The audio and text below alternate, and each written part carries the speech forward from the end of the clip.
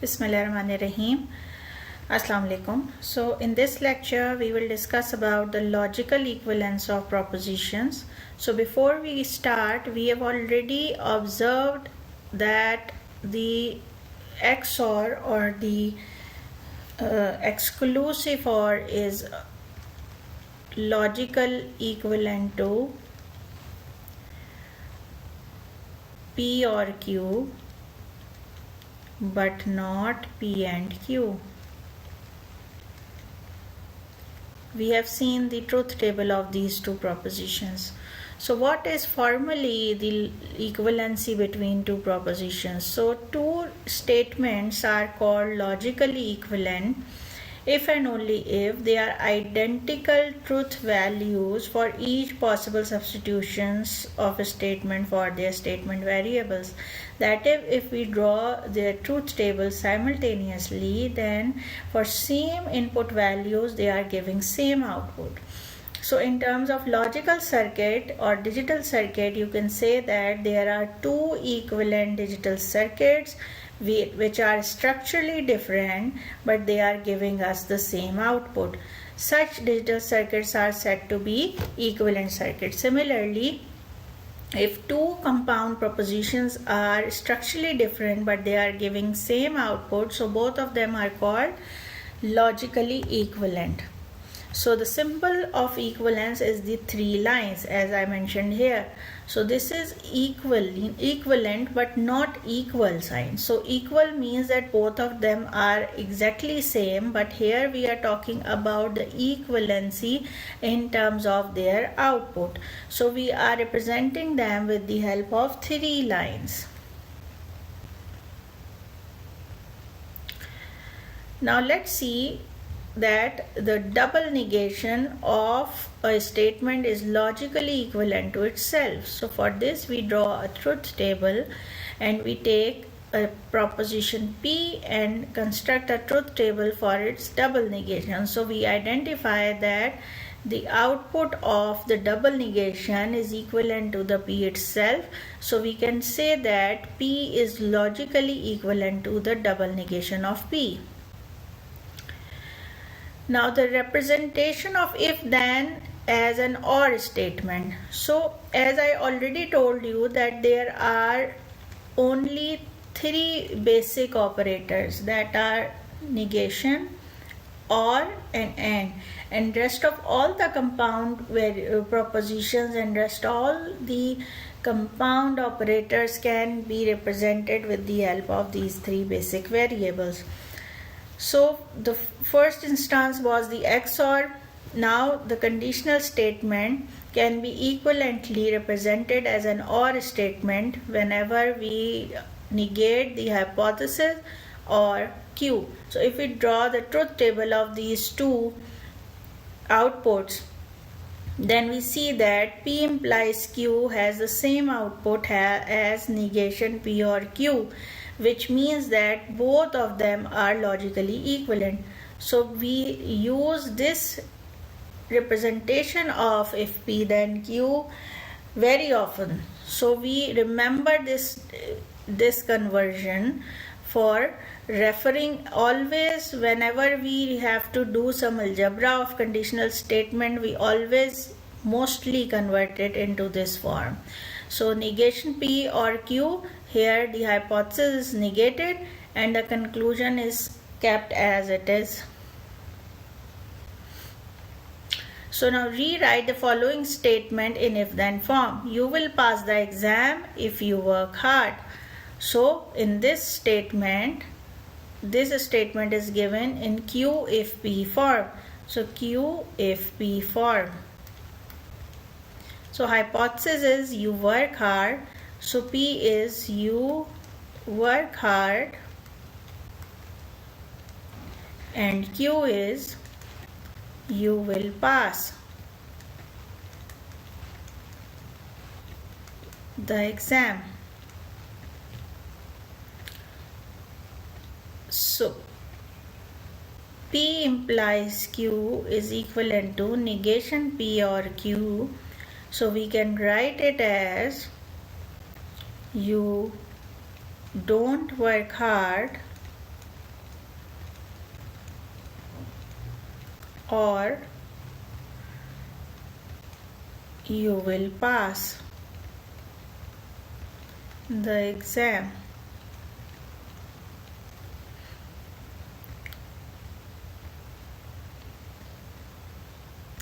So now De Morgan's law. So De Morgan's law are also part of our set theory. Whenever we have to find the complement of union and intersection, we always apply De Morgan's law. And the same kind of De Morgan's law are defined here. So the negation of an AND statement is an OR statement, where the negation is applied on both of the propositions separately. Similarly, the negation of an OR statement is an AND statement, where both the propositions are negated separately. So if we have to take the negation of any compound statement, we first need to change that statement into AND and OR statement, and then we apply De Morgan's law. And by applying De Morgan's law, we always know that AND statement, whenever we apply negation on an AND statement, becomes an OR statement, and whenever we apply negation on an OR statement, then it becomes an AND statement. So let's do some exercise. The connector is loose or the machine is unplugged. So if we take the negation of this statement, negation of 1 would be the connector is not loose, so we apply negation here and apply De Morgan's law, so this becomes negated and OR becomes and this becomes negated. So we have the connector is not loose and the machine is not unplugged.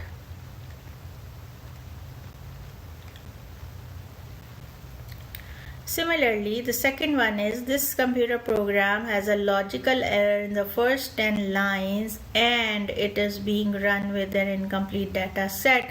So this is an AND statement, and when we take the negation of this statement, then the negation of this statement is equivalent that we negate this statement, we take OR here, and then we take negation of this statement. So the negation of the given statement would be this computer program has not a logical error or don't have a logical error in the first 10 lines, or it is not being run with an incomplete data set.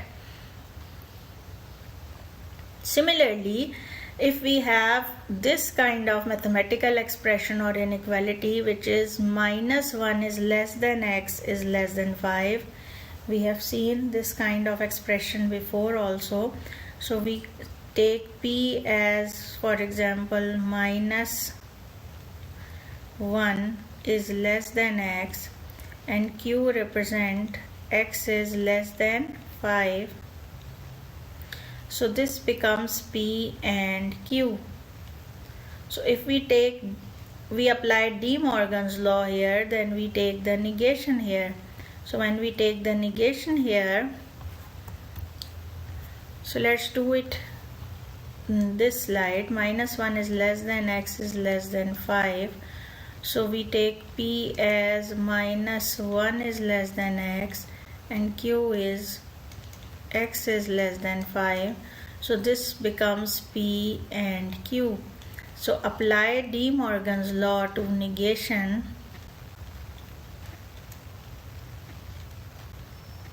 So for De Morgan's law, we take negation of P and Q and we get negation P or negation Q. So negation P becomes -1 is greater or equal to x, and negation of Q becomes x is greater or equal to 5.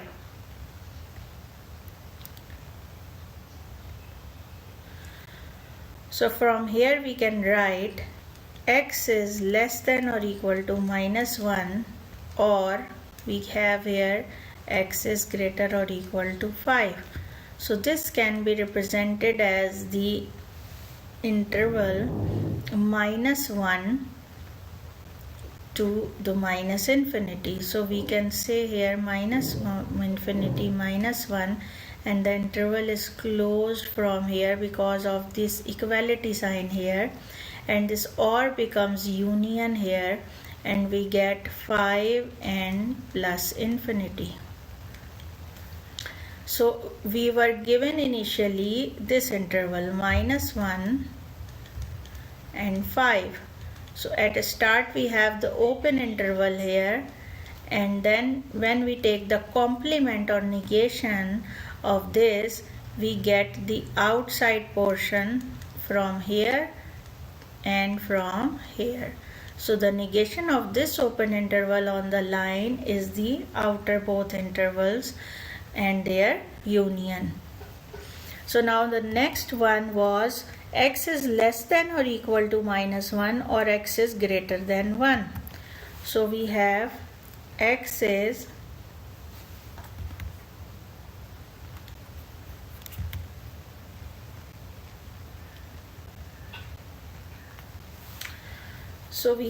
x is less than, this is the second one, x is less than or equal to -1 or x is greater than 1.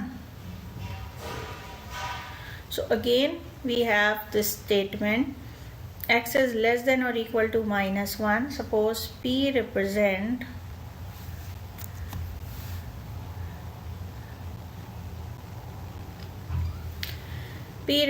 x is less than equal to -1 and Q represent x is greater than 1.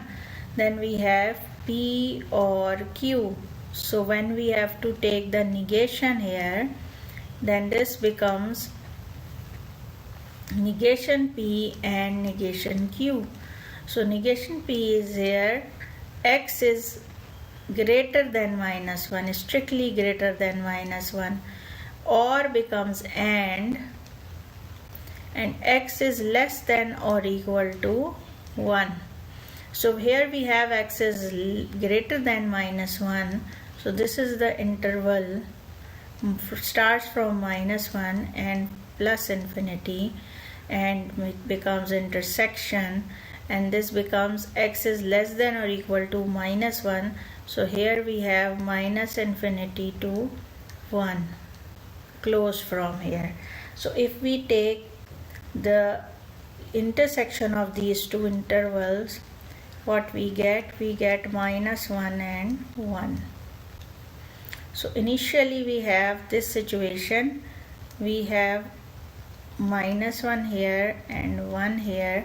We have this portion which is on the left of -1 represented by x is less than or equal to -1, and we also have this portion which is x is greater than 1. So the interval is open from this side, and this side it is closed. So when we take the negation, we get this region, and this region, the interval is open from here and closed from here.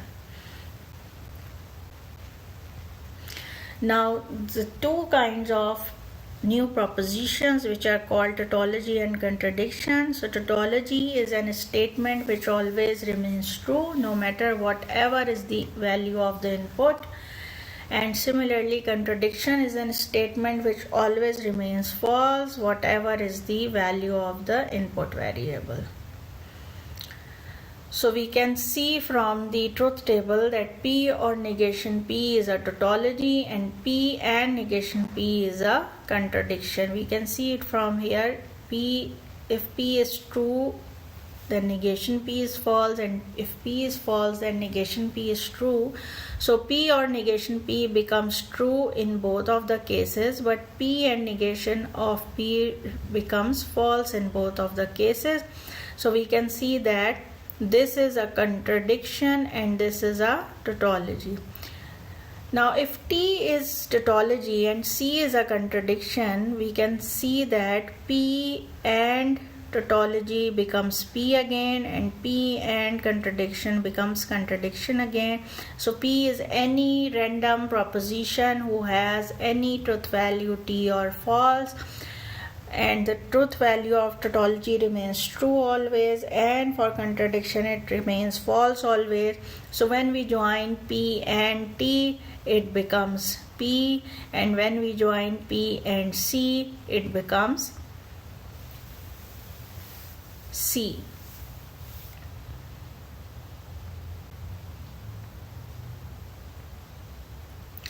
Now these are some important laws which we will use further, because whenever we have compound propositions of 3 or more variables, then it is not advisable to draw or construct truth table, because it may contain 8 or more than 8 rows and it becomes messy always. So we always go for an alternate version, which is the use of these equivalence laws. So few of the laws we have already seen. These are the identity laws. So you can see that tautology behaves as an identity of conjunction, because when we conjunction any proposition P with tautology, we get that proposition again. Similarly, contradiction behaves as an identity of disjunction. So this contradiction or any proposition P becomes P again. Now these are domination laws, in which if we take disjunction of P with tautology, then it always becomes a tautology, because here the truth value of T dominates. Similarly, if we take the conjunction of any proposition P with the contradiction, then we get the contradiction, because in this case C will dominate. Now these are the idempotent laws, which says that if we join any proposition P with itself by any of the connection, that is either disjunction or conjunction, then we always get P itself. So the higher powers of P or the higher join of P will becomes P again. Now this is the double negation law we saw at the first slide. After that we have commutative law. So the commutative law states that whenever we have to join PQ with either disjunction or conjunction, then the order doesn't matter. That is, it doesn't matter whether we put Q first or we put P first. Associative law states that if we have to join P, Q and R or 3 propositions in given order with the same operation, so in associative law the operation remains same. That is, either we have both of them as a disjunction or both of them as a conjunction. So if we need to join the 3 propositions in a given order, then it doesn't make any difference whether we join the first 2 propositions first or we join the last 2 propositions first. So the order remains the same. In associative law, we do not switch the positions of P, Q and R like in commutative laws. In associative law, the order of the appearance of the propositions remains the same. We only change the bracket, whether we join these 2 first or we join the last 2 first. Now the distributive laws are in between the 2 different operations, like we have seen in matrices or other cases or union intersection, that addition multiplication, that multiplication is distributive over addition. This is the distributive law of multiplication over addition, where we see that A dot B plus A dot C. So similarly, these are distributive laws of disjunction over conjunction or distributive law of conjunction over disjunction. Both of these laws contain 2 different operators. So the clear difference between associative and distributive laws, that associative laws deals with the same kind of operations, while the distributive law considers the 2 different operations, and in this law we expand the bracket or we compress the bracket. So by expanding the bracket, that is, either we expand the bracket or we factorize it, we take the common A. Like here, either we have to expand the bracket, that is P or Q and P or R. Similarly, P and Q or P and R. So this R is here and this R is here.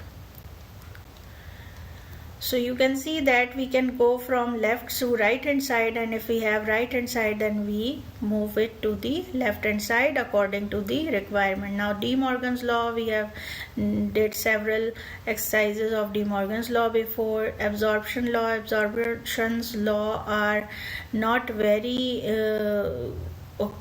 frequently usable laws, so all of other laws are very frequently appearing whenever we solve the equivalences. Then we have negation laws, that is, if we join P with its negation with the disjunction, we get the identity.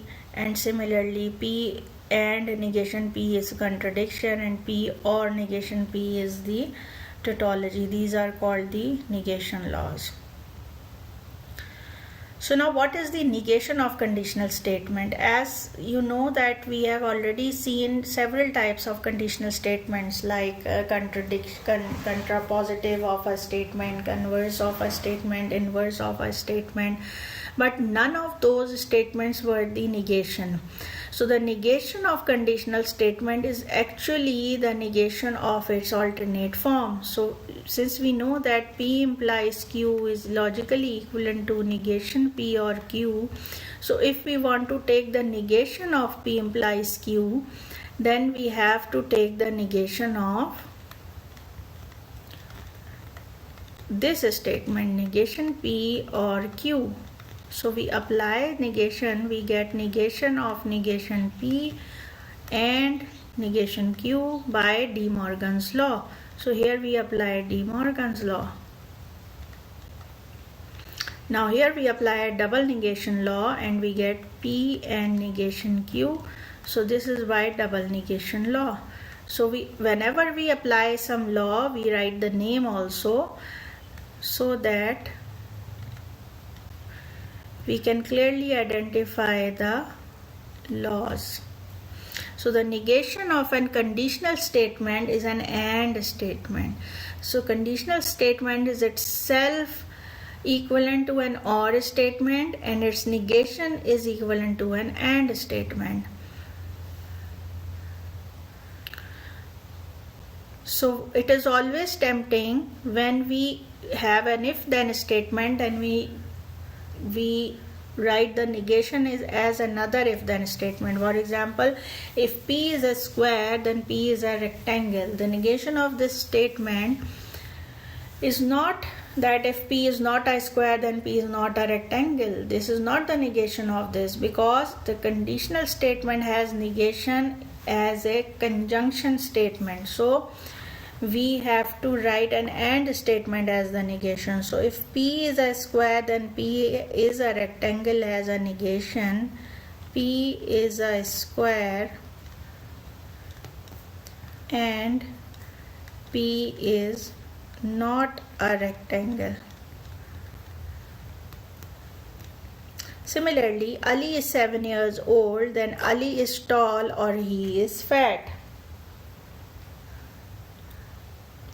So Ali is 7 years old, then Ali is tall or he is fat.